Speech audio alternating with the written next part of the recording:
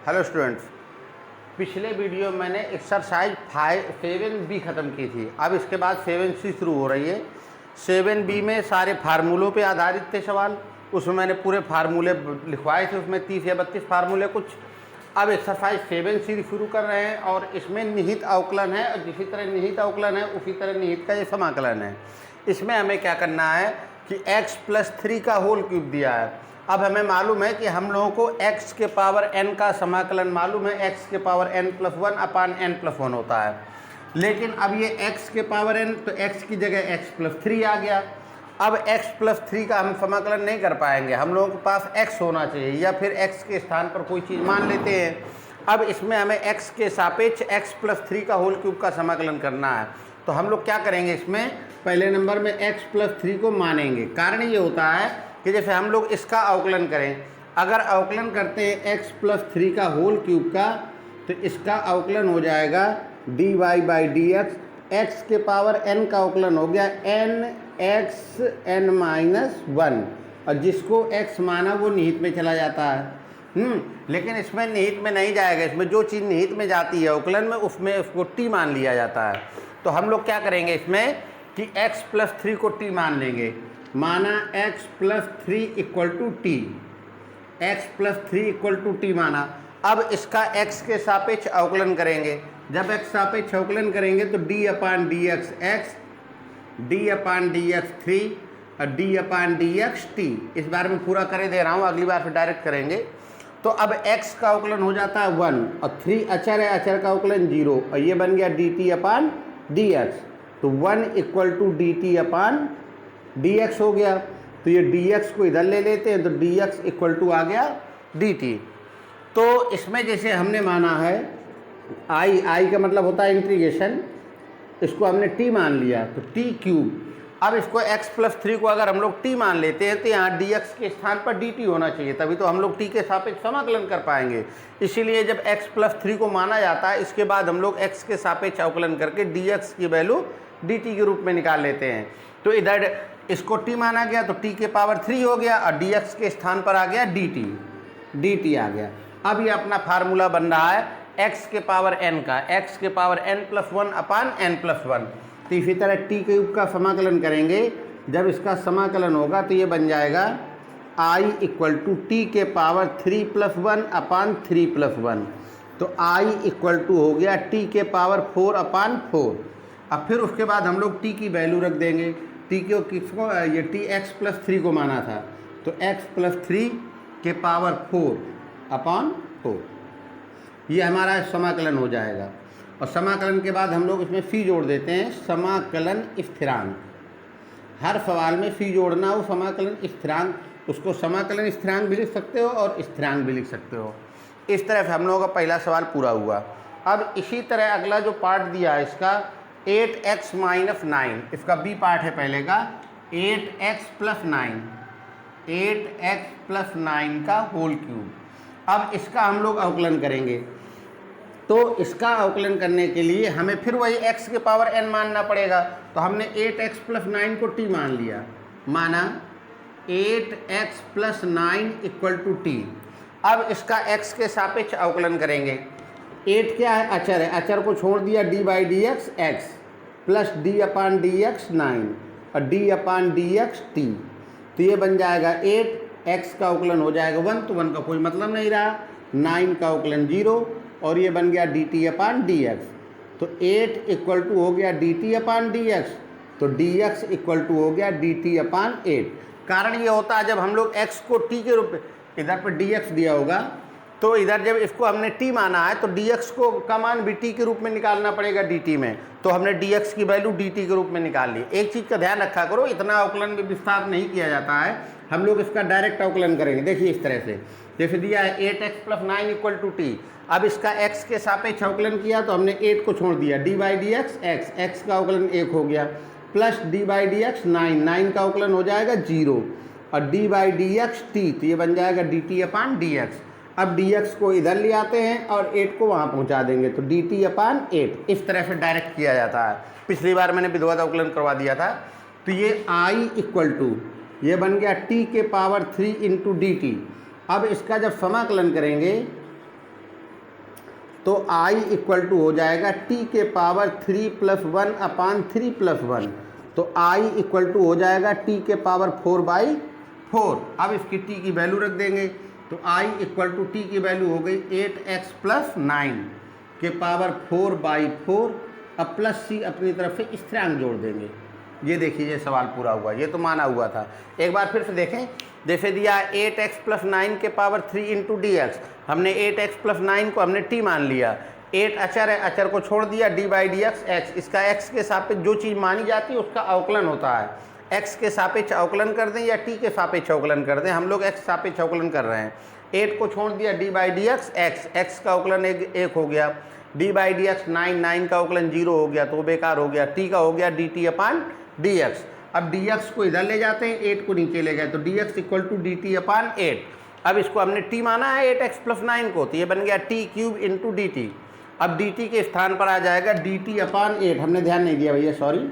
dx के स्थान पर आ गया dt/8। इसको 1/8 को हम अलग से रखेंगे। I इक्वल टू,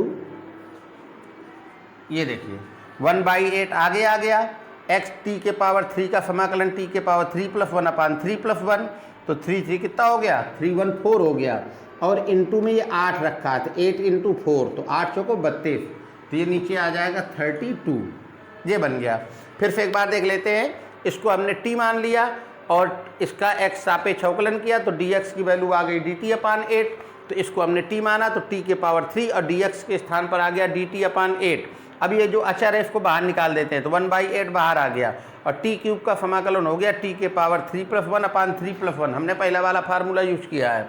अब इसके बाद t की पावर 4 दिया तो t के पावर 4/4 और ये 8 का गुणा हो गया तो 8 चौको 32 हो गया और इधर t की वैल्यू हमने रख दी 8x + 9।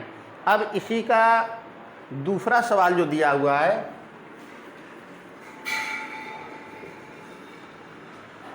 दूसरे का फर्स्ट पार्ट, इसमें दिया है इंटीग्रेशन x √x + 1 है, शायद x + 2 है।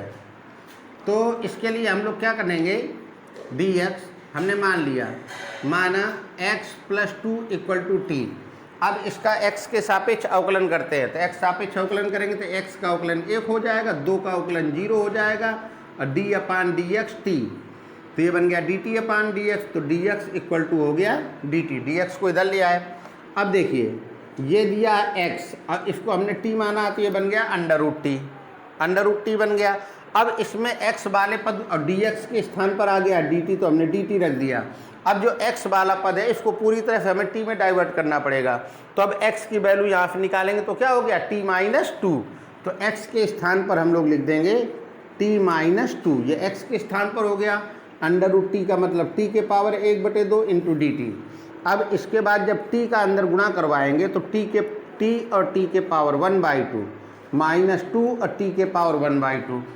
अब इसका देखो आधार बराबर दो घातें क्या हो जाएंगी, जुड़ जाएंगी।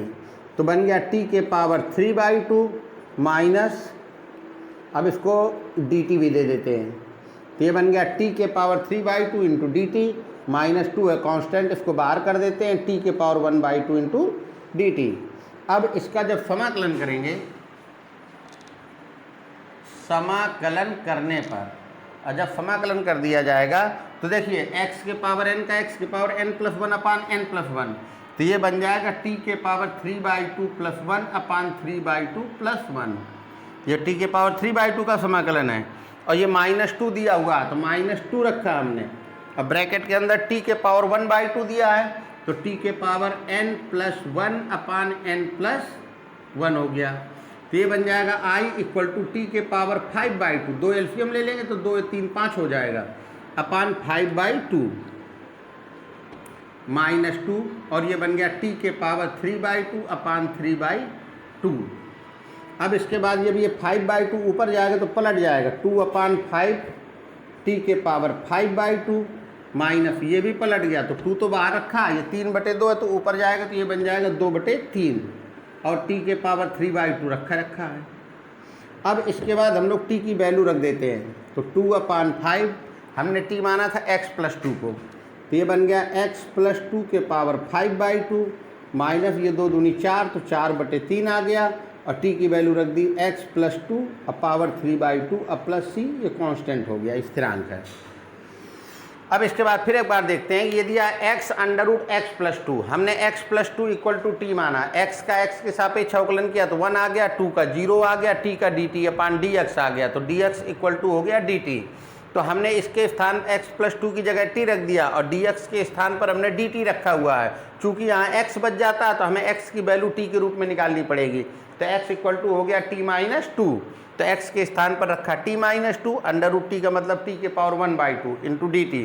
अब इसका गुणा करवाएंगे तो t के पावर 1 और t के पावर 1/2 माइनस 2, और ये भी बन गया t के पावर 1/2।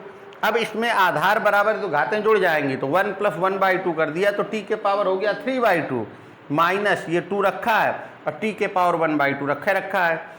अब इसका अलग से समाकलन करते हैं, तो x के पावर n का होता है x के पावर n प्लस 1 अपान n प्लस 1, जो हमारा फार्मूला दिया हुआ है, और इसमें x का काम t कर रहा है तो t के पावर 3/2 का हो जाएगा t के पावर 3/2 प्लस 1 अपान 3/2 प्लस 1 माइनस, ये देखिए t अपनी जगह पे है, फिर वही t के पावर 1/2 का समाकलन, तो t के पावर 1/2 प्लस 1 अपान 1/2 प्लस 1, तो इसमें 2 एलसीएम ले लिया, 2 3 5, तो t के पावर 5/2 अपान 5/2, t के पावर 3/2 अपान 3/2 हो गया, ये पलट गया तो 2 अपान 5 t के पावर 5/2 माइनस ये 2 रखा हुआ, ये भी पलट गया तो 2/3 आ गया t के पावर 3/2। अब 2/5 तो रखा है, इधर t की वैल्यू रख देते हैं, t की वैल्यू क्या दी है x प्लस 2, तो x प्लस 2 के पावर 5/2 माइनस 2 दूनी 4, तो 4/3 आ गया, और t की जगह x प्लस 2 के पावर 3/2 प्लस c हमारा स्थिरांक है। अगला देखते हैं,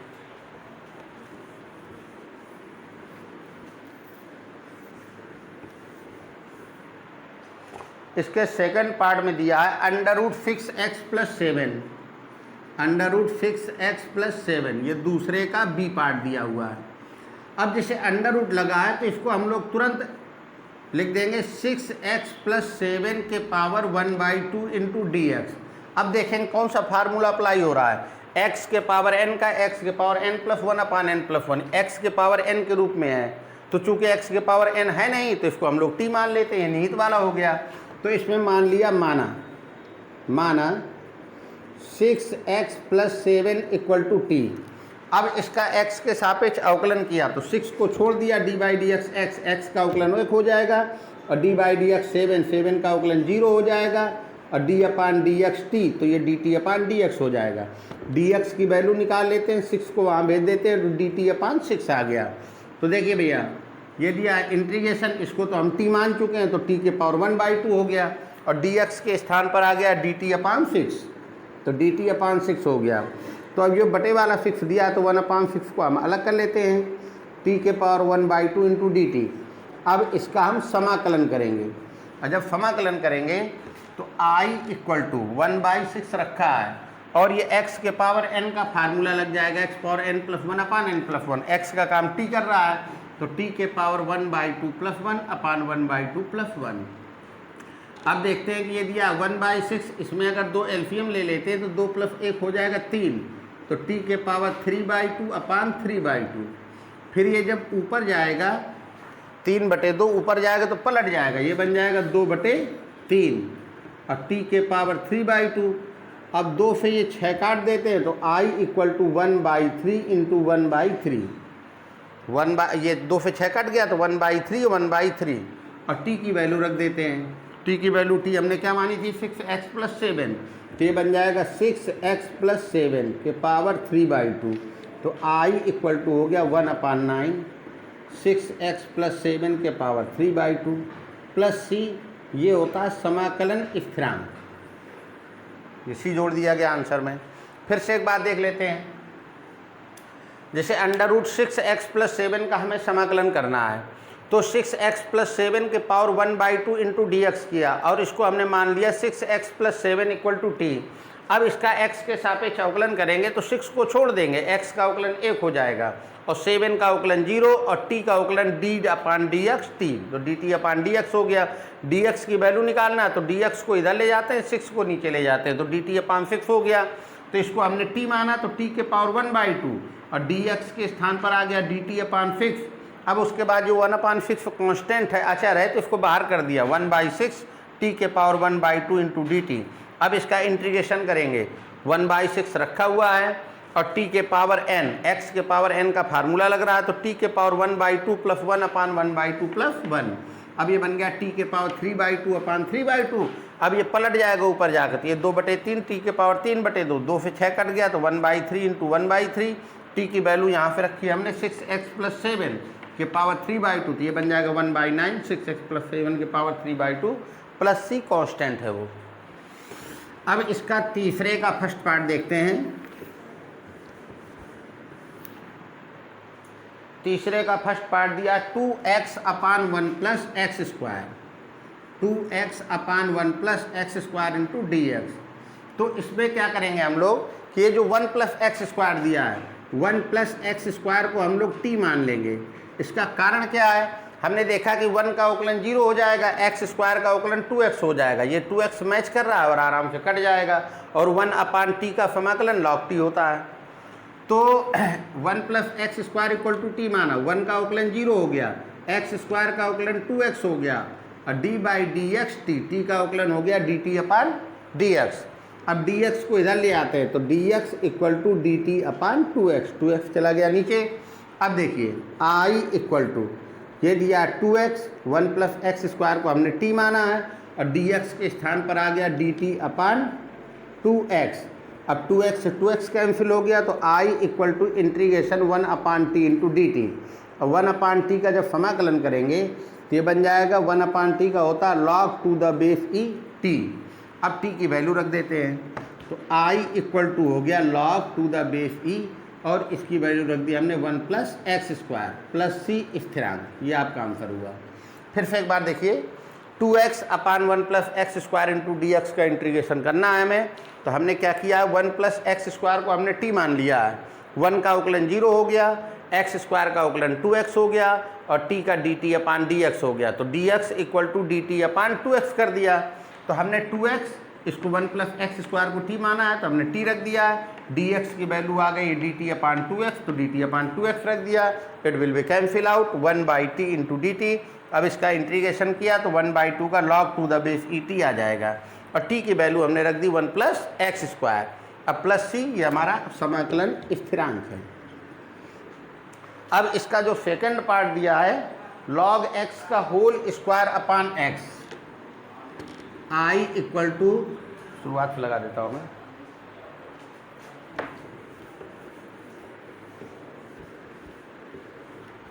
ये दिया i इक्वल टू, ये शायद तीसरे का सेकंड पार्ट है, integration log to the base e x का whole square upon x into d x. अब हमने देखा कि अगर log x को t मान लेते हैं तो log x का अवकलन 1 अपान x हो जाएगा, ये नीचे वाला x कट जाएगा और t के पावर n का फार्मूला लग जाएगा। तो इस तरह से हमने मान लिया कि let log x equal to t, log x का जब x के सापेक्ष अवकलन करेंगे d by d x, log x का हो गया 1 अपान x, और d by d x t का हो गया dt अपान डी एक्स। तो dx इधर आ जाता है, x वहाँ पहुँच जाएगा, तो x इंटू डी टी हो गया। तो i इक्वल टू इंटीग्रेशन, ये तो हमने t माना है तो t स्क्वायर हो गया, और बटे में x रखा हुआ है, और dx की वैल्यू आ गई है x इंटू डी टी, तो इसको हम रख देते हैं x into d t, x से x कैंसिल हो जाएगा, तो integration t square into d t आ गया। अब इसका जब समाकलन किया जाएगा तो x के पावर n का फार्मूला x के पावर n प्लस 1 अपान n प्लस 1, x के स्थान पर t है, तो i इक्वल टू हो जाएगा t के पावर 3/3। अब t की वैल्यू रख देते हैं, तो i इक्वल टू 1/3 को अलग कर दिया, चाहो तो वहीं पर रख दो value, i equal to t के स्थान पर रख दिया log to the base e x का whole cube upon 3 plus c, ये आपका कांस्टेंट हो गया, स्थिरांक है। हाँ, फिर से एक बार देख लीजिए, फिर log x इक्वल टू हमने t माना, log x का x के सापेक्ष अवकलन करेंगे तो 1 अपान x हो जाएगा, इसका x सापेक्ष अवकलन किया तो d अपान डी एक्स टी हो गया। अब dx को इधर ले जाते हैं, x को वहाँ ले गए तो x इंटू डी टी हो गया, तो t स्क्वायर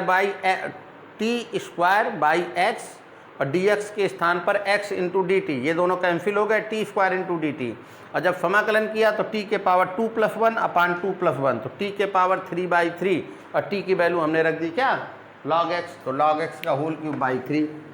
अगला देखते हैं, अब तीसरे का सी पार्ट देखते हैं। Integration 1/a minus b x into d x दिया है। हमें मालूम है कि a माइनस बी एक्स को अगर t मान लेते हैं तो 1/t का समाकलन हो जाएगा log to the base e t हो जाएगा, इसलिए हमने इसको t मान लिया। माना a minus b x equal to t, तो a का अवकलन तो हो जाएगा 0, अब माइनस b को छोड़ दिया, x का अवकलन हो गया, x के सापेक्ष अवकलन कर रहे हैं तो d by d x a का अवकलन 0 हो गया, b को छोड़ दिया d by d x x का अवकलन 1 हो गया, तो फिर कोई अंतर पड़ेगा नहीं b का, और d by d x T, तो ये बन गया d t upon d x. D x को इधर ले जाते हैं, माइनस b वहाँ चला गया तो डी टी अपान हो जाएगा माइनस b। तो हमने क्या किया, i equal to integration 1/t और dx के स्थान पर आ गया dt अपान माइनस का b। अब ये जो माइनस का b है इसको हम लोग बाहर ले आते हैं, ये बचेगा 1/t इंटू डी टी, ये माइनस b कांस्टेंट है तो इसको हमने बाहर रख दिया 1/t इंटू डी टी। और जब इसका समाकलन किया तो 1/t का समाकलन होता है log to the base e t, log to the base e t, उसके बाद माइनस का 1/b log to the base e, और t की वैल्यू रख दी हमने क्या, a minus b x, a minus b x, अब प्लस c जोड़ दिया स्थिरांक। ध्यान से देखें एक बार, जैसे a minus b x equal to t दिया है तो a का 0 हो गया, माइनस b को छोड़ा, x का अवकलन 1 और t का dt अपान डी एक्स, तो dx equal to dt upon minus b आ गया, तो ये बन जाएगा 1/t और dx के स्थान पर आ गया dt upon minus b, minus को 1/b आगे कर दिया 1/t इंटू डी टी, और जब इसका समाकलन किया तो 1/t का समाकलन होता है log to the base e t, और t की वैल्यू रख दी क्योंकि पूरा समाकलन हो चुका है। इसी का चौथा पार्ट सेम टू सेम है 1/2 प्लस 3x। अब देखते हैं इसका चौथे का a पार्ट।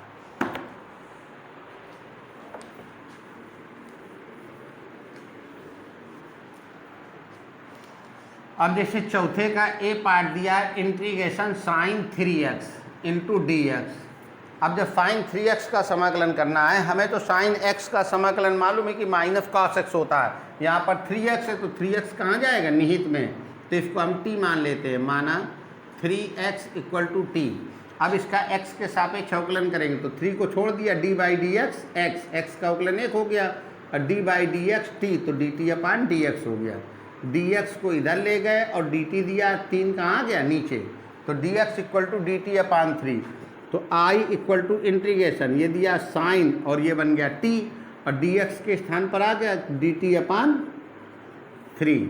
तो हम लोग क्या करेंगे, 1/3 को बाहर कर दिया, अब ये बन जाएगा sine t into d t, और फाइन t का जब समाकलन किया जाएगा तो फाइन t का हो जाएगा माइनस का cos t, तो 1/3 दिया, फाइन t का समाकलन माइनस cos t।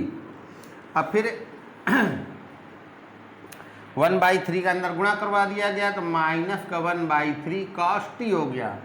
अब इसके बाद माइनस का 1/3 cos, और हमने t की वैल्यू रख दी, t की वैल्यू क्या दी है 3x, अब प्लस c हमने कांस्टेंट जोड़ दिया स्थिरांक। ध्यान दे भैया एक बार, जैसे साइन 3x दिया है तो हमने 3x को t मान लिया है, अब 3 को छोड़ दिया d by d x x का अवकलन 1 और d by d x T, तो dt अपान डी एक्स हो गया, dx वहाँ ले गए dt अपान 3 आ गया। अब ये बन गया साइन t और dx के स्थान पर आ गया dt अपान 3, 1/3 कांस्टेंट है, इसको हमने बाहर कर दिया sine t into d t, और जब इसका समाकलन करेंगे तो 1/3 को तो रखा रहने, फाइन t का समाकलन माइनस cos t, और 1/3 का गुणा कर देंगे तो माइनस का 1/3 cos t, और t की वैल्यू हम रख देते हैं 3x, तो बन गया cos 3x प्लस c। एक चीज़ और ध्यान दें थोड़ा सा, इसी का सेकंड मेथड जो है चौथे बी का, क्या करते हैं हम कि जैसे मान लो sine 3x into d x दिया है, चौथे का ये पार्ट है, हम लोग इसको डायरेक्ट भी लगा सकते हैं। तो अगर इसका समाकलन करना है तो जैसे हम लोग अवकलन में करते थे कि साइन x का जैसे अवकलन किया तो उसमें हो जाता था cos x, और जिसको x मानते थे निहित में जाता था उसका अवकलन होता था। उसी तरह साइन x को 3x को हमने x मान लिया, साइन x का समाकलन माइनस cos x हो गया, तो साइन 3x का हो गया माइनस cos 3x। अब जिसको x माना वो जाएगा निहित में, तो 3x चला गया निहित में, और 3x का अवकलन कितना आ जाएगा 3, 3x का अवकलन 3 आ जाएगा। अगर अवकलन होता तो ये इंटू में आ जाता, और समाकलन है तो ये चला जाएगा बटे में अपॉन 3। तो ये बन गया आपका पूरा answer I equal to minus cos 3x upon 3 plus c स्थिरांक। बस आप लोगों को थोड़ा सा ये ध्यान रखना है कि केवल वो चीज़ डायरेक्ट निहित में जाएगी जिसका अवकलन करने से अचर आए, उसमें चर नहीं आना चाहिए। तो 3x है तो फाइन 3x का हो गया माइनस कॉस 3x। अब 3x को निहित में भेजा तो 3x का अवकलन कितना आ गया 3, और 3 क्या है अचर है तो वो बटे में आ जाएगा। अगर कोई चर आ रहा होता तो फिर हमें t मानना जरूरी हो जाता। तो ये बन गया कॉस 3x/3 प्लस c स्थिरांक। ये दोनों मेथड आपके काम के हैं, अब कोई भी यूज कर सकते हैं बोर्ड पेपर में। अब इसके बाद इसका बी पार्ट देखते हैं। दिया है साइन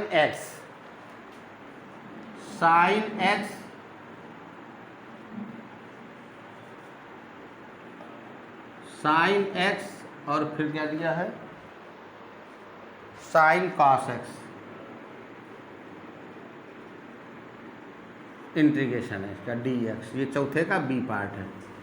तो हमने देखा दिया ये देखो साइन x दिया है और ये sine cos x into d x दिया है। हमने देखा इसका कोण गड़बड़ है साइन कॉस x, तो हम लोग कॉस x को t मान लेंगे तभी साइन t का समाकलन कर पाएंगे। तो हमने कॉस x को t मान लिया, तो माना cos x equal to t. अब ये कॉस x का जब अवकलन करेंगे तो ये बन जाएगा माइनस का साइन x और d अपान डी एक्स टी, तो ये बन गया d t upon d x. dx को इधर लिया है और dt अपान हो गया माइनस का साइन x। ये ध्यान रखना जो चीज़ मानी जाती है उसको हम लोग क्या करेंगे, उसका x के सापेक्ष अवकलन होता है। तो I इक्वल टू इंटीग्रेशन, ये दिया है साइन x और इसको हमने t माना तो ये बन गया साइन t, और dx की वैल्यू आ जाएगी dt अपान साइन x, तो dt अपान साइन x। और ये साइन x माइनस का है तो एक काम करते हैं कि हम लोग ये माइनस का साइन x लिख देते हैं। साइन एक्स, या तो ऐसे एक काम किया करो जैसे माइनस यहाँ बीच में आ रहा तो उसको उठा के बिल्कुल बाहर रख दिया। ये d t upon minus sine x, तो d t upon sine x, minus को हमने बाहर रखा है। साइन एक्स से साइन एक्स कैंसिल हो गया, तो integration sine t into d t. अब इसका समाकलन करेंगे, और जब इसका समाकलन करेंगे समाकलन करने पर तो साइन टी का समाकलन हो जाएगा माइनस का कॉस टी, और जब माइनस कॉस टी हो जाएगा, माइनस पहले से रखा है तो माइनस माइनस क्या हो जाएगा प्लस का, तो ये बन गया कॉस टी। और टी की वैल्यू रख देते हैं, टी की वैल्यू दी है कॉस एक्स, यही हमने माना था टी को कॉस एक्स, और प्लस सी जोड़ दिया स्थिरांक। ये आपका पूरा हुआ। देखिएगा sine x sine cos x दिया है, हमने कोण को टी माना, cos x equal to t, cos x का अवकलन माइनस साइन एक्स और टी का हो गया d t upon d x, d x को इधर ले लिया, d t upon minus sine x हो गया। फिर उसके बाद क्या करेंगे कि ये साइन एक्स दिया है, ये साइन टी दिया है, और डी एक्स के स्थान पर हो गया डी टी अपान माइनस का साइन एक्स, तो ये माइनस हमने बाहर रखा, साइन एक्स से साइन एक्स कैंसिल किया, sine t into d t. तो हम लोग जानते हैं साइन एक्स का समाकलन माइनस कॉस एक्स होता है, तो साइन टी का समाकलन माइनस कॉस टी हो गया, तो माइनस माइनस प्लस का कॉस टी हो गया, और टी की वैल्यू हमने रख दी कॉस एक्स, तो कॉस एक्स प्लस टी आ गया। अब इसका जो अगला पार्ट दिया हुआ है वो दिया cos 4x प्लस 5।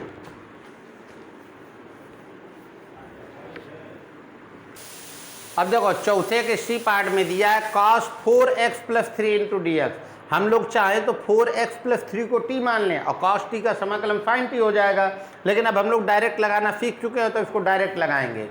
जैसे cos x, इसको हमने x माना, cos x का समाकलन होता है sin x, तो cos t का cos x का हो गया sin x,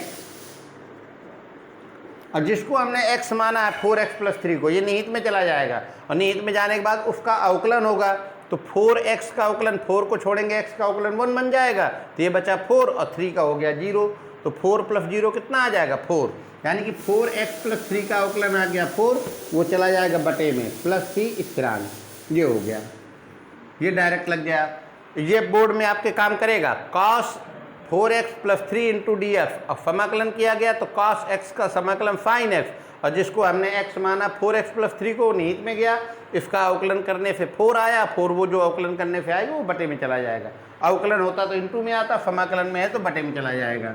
इसी तरह आप लोगों का चौथे के सारे पार्ट हो गए। पाँचवें का सेकंड पार्ट पहले लगाते हैं। पाँचवें का सेकंड पार्ट दिया है इंटीग्रेशन 10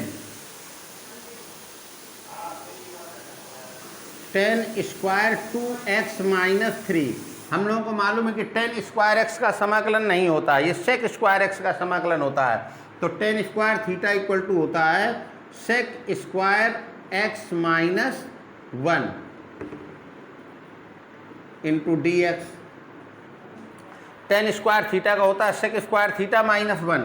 इसको हमने अलग अलग कर दिया, तो ये बन गया sec square 2x minus 3 into d x minus 1 into d x. अब इसका जब समाकलन करेंगे तो समाकलन करने पर, और जब समाकलन किया जाएगा तो i equal to sec square x का समाकलन हो गया 10x, तो 10 2x माइनस 3 हो गया। और जिसको x माना वो निहित में चला गया, तो 2x प्लस 3 का अवकलन आ जाएगा 2, और वो चला जाएगा बटे में, माइनस 1 का समाकलन x हो गया प्लस c, ये हमारा स्थिरांक है। इसका फर्स्ट पार्ट मैंने ये इसलिए नहीं बताया, वो cos क्यूब x दिया है, उसमें भी हम लोग cos x into cos square x तोड़ के, चलो मैं बता देता हूँ उसको भी, और उसको cos 3x से भी बना दिया जाएगा।